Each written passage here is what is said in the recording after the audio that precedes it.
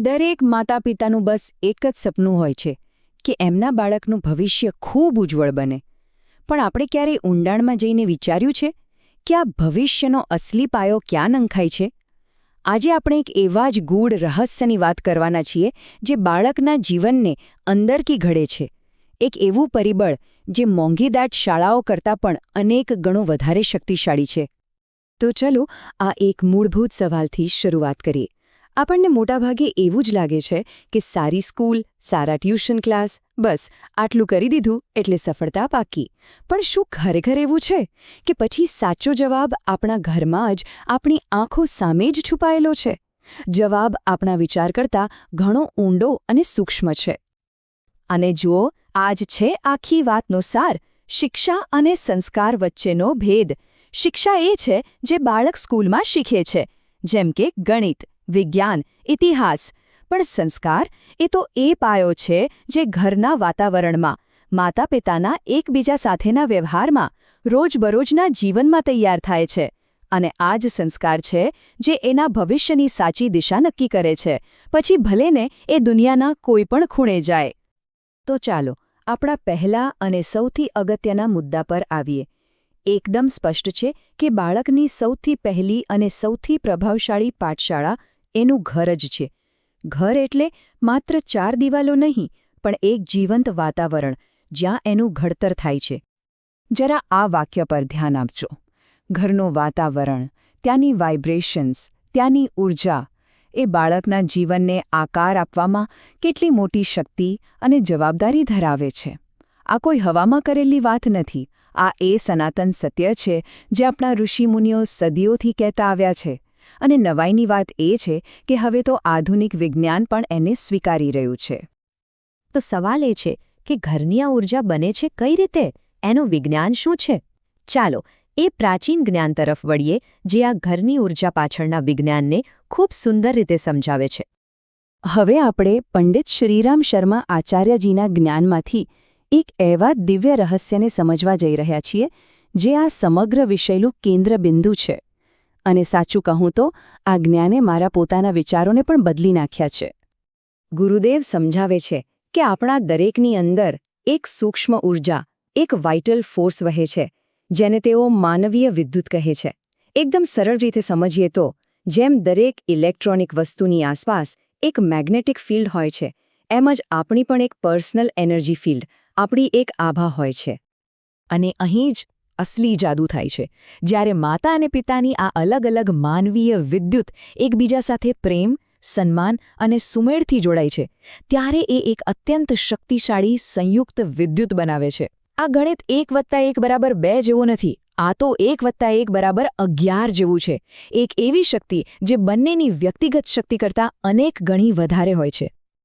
તો આ સંયુક્ત ઊર્જાનું સૌથી મોટું કામ શું છે? એ બાળકની આસપાસ એક અદૃશ્ય પણ અત્યંત મજબૂત સુરક્ષા કવચ એટલે કે એક પ્રોટેક્ટિવ શિલ્ડ બનાવે છે. આ કવચ બાળકને બહારના નકારાત્મક વિચારો, ખરાબ સોબત અને બીજી બધી હાનિકારક ઊર્જાથી સુરક્ષિત રાખે છે. કદાચ અત્યારે એવું લાગતું હશે કે આ બધી તો આધ્યાત્મિક વાતો છે, પણ શું આ પ્રાચીન જ્ઞાનને આજના આધુનિક વિજ્ઞાનનો કોઈ ટેકો છે ખરો? શું આ ઊર્જા અને સુરક્ષા કવચને આપણે વિજ્ઞાનની ભાષામાં સમજી શકીએ? ચાલો જોઈએ. આ એ જ નિર્ણાયક સવાલ છે જે આધ્યાત્મિકતા અને વિજ્ઞાનની દુનિયા વચ્ચે એક પુલ બનાવે છે. અને જાણીને નવાઈ લાગશે કે આનો જવાબ છે એક મોટો હા. અને એ જવાબ છે માત્ર એક શબ્દમાં: એપિજેનેટિક્સ. આ વિજ્ઞાનની એક એવી ક્રાંતિકારી શાખા છે જે આપણે કોણ છીએ અને શું બની શકીએ છીએ એ વિશેના આપણા પરંપરાગત વિચારોને જડમૂળથી બદલી રહી છે. જો એકદમ સાદી ભાષામાં કહું તો એપિજેનેટિક્સ એવું કહે છે કે આપણને વારસામાં જે જનીનો મળ્યા છે એ એક પુસ્તક જેવા છે, પણ એ પુસ્તકના કયા પાના વાંચવા અને કયા નહીં એ આપણું વાતાવરણ, આપણી જીવનશૈલી નક્કી કરે છે. મતલબ કે આપણા જનીનો કોઈ પથ્થરની લકીર નથી, પણ એક એવી સ્ક્રિપ્ટ છે જેના પર આપણે અસર કરી શકીએ છીએ. હવે આ સ્લાઇડ પર ખાસ ધ્યાન આપજો. ઘરમાં જ્યારે સુમેળ અને પ્રેમનું વાતાવરણ હોય છે ત્યારે બાળકના જનીનોને સ્વાસ્થ્ય, શાંતિ અને બુદ્ધિ માટે ચાલુ થવાનું સિગ્નલ મળે છે. અને એનાથી ઉલટું, જો ઘરમાં સતત ઝઘડા અને તણાવ હોય તો એ જ વાતાવરણ રોગ, ચિંતા અને ડર માટે જવાબદાર જનીનોને ચાલુ કરી શકે છે. આનો સીધો અર્થ એ છે કે ઘરની ઊર્જા માત્ર કોઈ ભાવનાત્મક વસ્તુ નથી, પણ એ બાળકના શરીર પર, એના બાયોલોજી પર, એના ડીએનએના લેવલ પર સીધી ભૌતિક અસર કરે છે.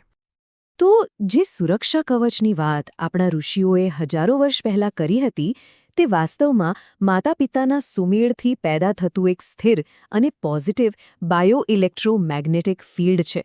એક એવો ફિલ્ડ જે બાળકના વિકાસને વૈજ્ઞાનિક રીતે સુરક્ષિત કરે છે. કેટલો અદ્ભુત છે, નહીં? ચાલો તો હવે સિદ્ધાંતમાંથી વ્યવહારમાં આવીએ. આ બધું જાણ્યા પછી સવાલ એ થાય કે માતાપિતા આ શક્તિશાળી સંયુક્ત ઊર્જા અને સુરક્ષા કવચ બનાવી કઈ રીતે શકે? આ રહ્યા 3 સરળ પણ અત્યંત પ્રભાવશાળી સૂત્રો. પહેલું, ઘરમાં શાંતિ અને પ્રેમનું વાતાવરણ બનાવો. આનો અર્થ એ નથી કે ક્યારેય મતભેદ જ ન થાય, પણ મતભેદનો ઉકેલ હંમેશા સન્માન અને પ્રેમથી લાવો. બીજું, દરરોજ માત્ર 5 મિનિટ, બસ 5 મિનિટ સાથે મળીને પ્રાર્થના, ધ્યાન કે કોઈ સકારાત્મક વાંચન કરો. આ નાનકડી ક્રિયા તમારી બંનેની ઊર્જાને એક કરી દેશે. અને ત્રીજું અને સૌથી મહત્વનું, તમે જે સંસ્કાર તમારા બાળકમાં જોવા માંગો છો એ પહેલાં પોતાના જીવનમાં લાવો, કારણ કે બાળક ઉપદેશથી નથી શીખતું, એ તો તમારા અનુકરણથી શીખે છે. તો આજના આ વિશ્લેષણના અંતે ચાલો આપણે સૌ આપણી જાતને એક સવાલ પૂછીએ. આપણે આપણા બાળકને વારસામાં શું આપી રહ્યા છીએ? શું એ માત્ર ભૌતિક સંપત્તિ અને સુવિધાઓનો વારસો છે, કે પછી સંસ્કાર, શાંતિ અને એક એવા મજબૂત સુરક્ષા કવચનો અમૂલ્ય વારસો છે જે એને જીવનના દરેક ઉતાર-ચઢાવમાં, દરેક તોફાનમાં રક્ષણ આપશે? પસંદગી આપણી છે.